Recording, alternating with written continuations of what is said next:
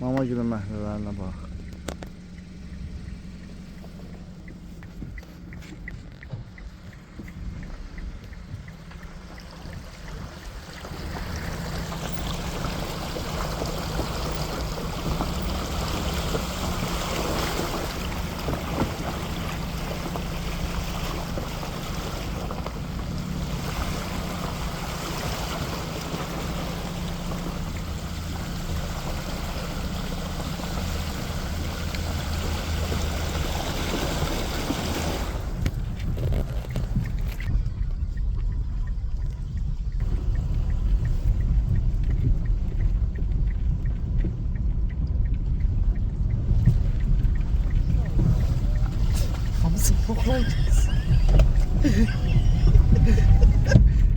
Beni istiyor zaten.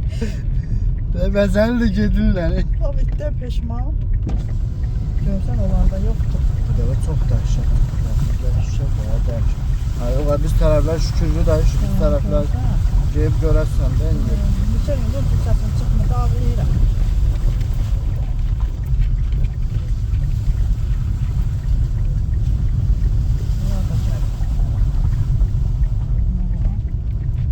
Məndən buralar babatda, ha? Buralar ünlüdür axı biraz. Bu nə danışır? Bu torpağın içinə sıçım çoxdan tökündə.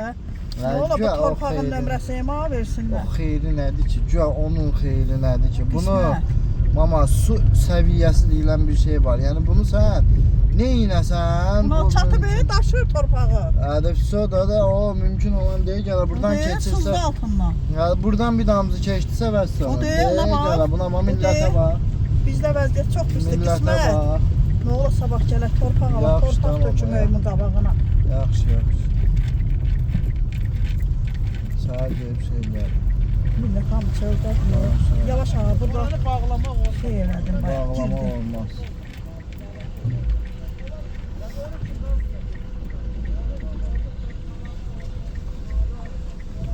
Bir dənə mahirci qalan evin dalına torpaq tökər adam. Bir də ki, bu öyümün qabağına doldurardım ki, su qalxsın bu yana gəlsin. Sabah 2 maşın torpaq alardım. Amma ki, Yaxşı, bu dəqiqə mən suya suyun töksək içində, ladırdag olar, ha? Yəni bu dəqiqə tökdün nətər daşıyasın mama yox, onu. Bəs o da var ha. Gənə həyətə maşın girsə, hə. Ay sağ ol. Yəni hər şey deyirsən elə. Da bir gün, ikicə gün uzaq başı şey eləyəcək. 2 gündən sonra gün çıxdı vəssalam. Hazır kisə ilə olar, kisə ilə daşıyıb tökəsən bir ara koridorun altından ki, evin altına suyunu bassın bu yana. Mən sənə vaxt etdim ki, mən buranı doldurmaq lazımdır həyat. O gün kifayət mənə pul verdi Dedim, ki, 1 Bəncə. kubik. mən dedim ki, oradan su gəlir. Kifayət mənə pul verdi ki, bənzər yürür